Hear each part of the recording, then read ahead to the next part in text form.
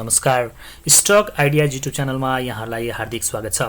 आजको बसाइमा रहेर हामीले बजार बढ्न सक्ने दुईवटा कारणको बारेमा जानकारी लिएर आएका छौं। आजको जानकारीमा लाग्नु अगाडि यहाँहरूलाई विशेष अनुरोध कि तपाईहरु आजसम्म पनि हाम्रो च्यानलमा नयाँ हुनुहुन्छ भने कृपया हाम्रो च्यानललाई सब्स्क्राइब गर्नुहोला। त्यसको लागि युट्युबमा गएर @7 स्टक आइडियाज भनेर सर्च गर्नुभयो भने यो लोगो भएको हाम्रो च्यानल खुल्छ र यसमा तपाईहरुले सब्स्क्राइब गरी नजिकको बेल आइकन दबाई अल अप्सनमा क्लिक गर्नुभयो भने हामीले भिडियो राख्न साथ तपाईहरुलाई जानकारी प्राप्त हुन्छ।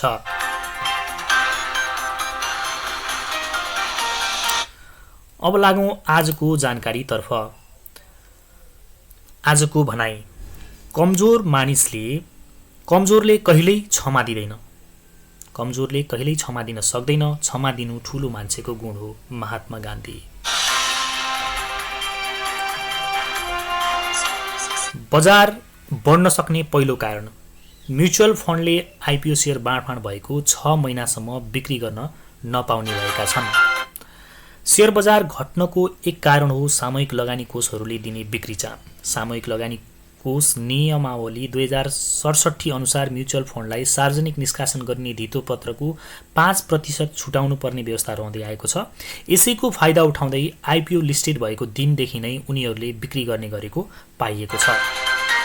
सामूहिक लगानी कोषहरूले आज अर्थात् 2080 कार्तिक 21 गतेबाट लागू हुने गरी प्राथमिक शेयर अर्थात् आइपिओ बाँडफाँड पश्चात फन्डले प्राप्त गरेको शेयर बाँडफाँडको मितिले 6 महिनासम्म बेच्न नपाउने भएका छन्।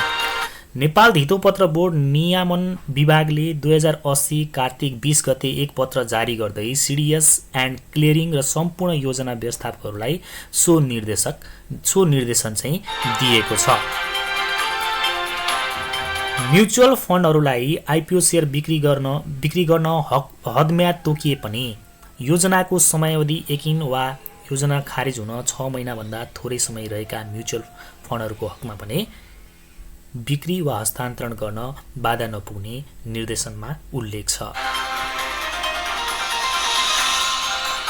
यसैगरी कारण 2 के त भन्दा बजार स्ट्रङ सपोर्टको नजिकमा रहेको छ। अब एकचोटि चार्टबाट हेरौँ है त। बजार यति बेला तपाईले 1847 मा देख्नुहुन्छ। 1800 को बिन्दु भनेको धेरै पटक सपोर्ट लिएको ठाउँ हो। अहिले बजार त्यही ठाउँको नजिक आइसकेको छ। यो बिन्दुबाट बजारले धेरै पटक के गरेको छ त भन्दा फर्केको छ र राम्रो स्विङ चाहिँ दिएको छ। प्राय सो बजार 1800 मा आउने र 2200 मा पुगेर बजार तल झर्ने क्रम हामीले देखिरहेका छौं। समग्रमा बजारमा यही 1800 र 2200 को बीचमा साइडवेज गइरहेको छ भन्न सक्छौं र यसपटक पनि फेरि बजार 1800 को बिन्दुमा आइरहेको छ। अब यो 1800 को बिन्दुमा धेरै पटक फर्किएको कारणले कसैले पनि यो बिन्दुमा आइसकेपछि बेच्न चाहदैन। सक्छ भने उसले किन्छ, बेच्न चाहदैन। 1800 को बिन्दुबाट धेरै पटक फर्किएको छ भन्ने सबैलाई थाहा छ र यो बिन्दुमा चाहिँ बेच्न कसैले चाहदैन। बेच्न यदि चाह्यो भने पनि यो शेयरका खेलाडीहरूले अपनाउने एउटा रणनीति हुन सक्छ कि उनीहरूले 1800 को सपोर्ट जुन छ यो सपोर्टलाई ब्रेक गरे भने अलिकति मात्रै पनि ब्रेक गरे भने 1800 1750 तिर ल्याए अथवा 1700 सम्म ल्याए भने पनि तिनीहरूले ठूलो मात्रामा शेयर उठाउन सक्ने चाहिँ एउटा वातावरण बन्छ। किनभने 1800 भन्दा तल लाग्यो भने चाहिँ ट्रेडरहरूले चाहिँ बेच्न सुरु गर्छन्। उनीहरूको स्टप लस हन्ट हुन्छ र उनीहरूले स्टप लस गर्छन्। त्यसकारणले फेरि अलिकति तल आउन सक्ने सम्भावना रहन्छ। यदि त्यस्तो भयो भने हामीले कस्तो रणनीति लगाउने त? अब यो अवस्थामा चाहिँ हामीले के रणनीति लिने त भन्दा हामीले शेयर बिक्री गर्ने होइन। यो बेला हामीले चाहिँ 1800 को बिन्दुबाट थोरै गर्दै स्ट्रङ कम्पनी बाई गर्दै जाने हो। तर यदि त्यो भन्दा तल जान्छ भने त्यो भन्दा सुवर्ण मौका केही पनि होइन। यो सबै ठूला लगानीकर्ताहरूले आफूले शेयर कुम्ल्याउनको लागि हामीबाट शेयर खोज्नको लागि बनाएको एउटा रणनीति मात्रै हुन सक्छ भन्ने कुरा बुझेर हामीले त्यो बेला चाहिँ राम्रा कम्पनी क्रिम कम्पनीहरू चाहिँ उठाउँदै जाने हो। पोर्टफोलियोलाई चाहिँ स्ट्रङ बनाउने हो। त्यो रणनीति लियौं भने हामीले पनि उनीहरूले जस्तै कमाउन सक्छौं। र यो 1800 को बिन्दुमा चाहिँ मैले कसैलाई पनि बेच्ने सुझाव दिन सक्दिन। यो बिन्दुबाट चाहिँ हामीले शेयर किन्दै जाने हो, थप्दै जाने हो। अन्यथा यदि हामीसँग किन्न सक्ने क्षमता छैन भने स्ट्रङली आफ्ना शेयरहरू चाहिँ होल्ड गर्ने नै हो। टाइटली होल्ड गर्नुको कुनै विकल्प नै हुँदैन। यो बेला शेयर बेच्नेले यो शेयर बजारबाट कमाउने भन्ने कुरा चाहिँ कति बेला कमाउने त यो बेला बेचियो भने 1800 को बिन्दुमा बेचेर अब रिस्क र रिवार्डको कुरा गर्नुहुन्छ भने यति बेला किन्दाखेरि रिस्क छ कि रिवार्ड छ?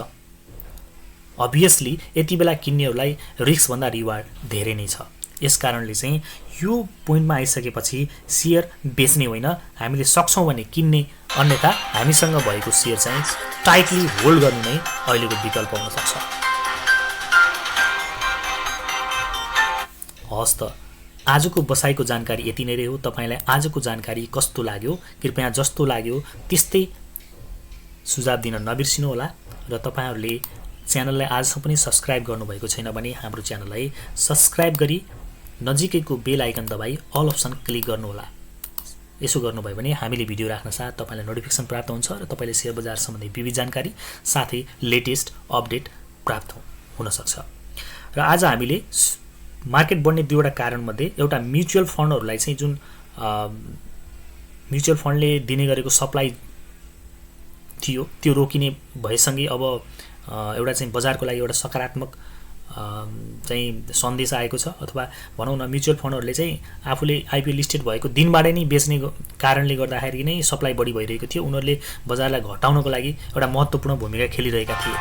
त्यो बन्द हुने भयो र बजार सपोर्ट हुन्छ। यी दुईटा कुरा मध्यनजर गर्दै तपाईले आफूसँग भएको सेयर टाइटली होल्ड गर्नुस् र छ भने बिस्तारै बिस्तारै किन्दै जानुस्। यो गर्नुभयो भने चाहिँ हामीले छिटै नै राम्रो मुनाफा हासिल गर्न सक्ने सम्भावना मैले देखेको छु। उसो त शेयर बजार आफैमा जोखिमको क्षेत्र हो। तपाई आफैले पनि लगानी गर्नु अगाडि आफ्नो अध्ययन गर्नुहोला र आफ्नो सेल्फ डिसिजन लिनुहोला भन्ने हाम्रो अनुरोध छ। यो भिडियो केवल शिक्षा दिने उद्देश्यले बनाएको, यसको आधारमा मात्रै शेयर खरिद बिक्री नगर्नुहोला। हस्त आजको बसाइबाट बिदा चाहन्छु। यहाँहरुको समय शुभ रहोस्। शुभ समय।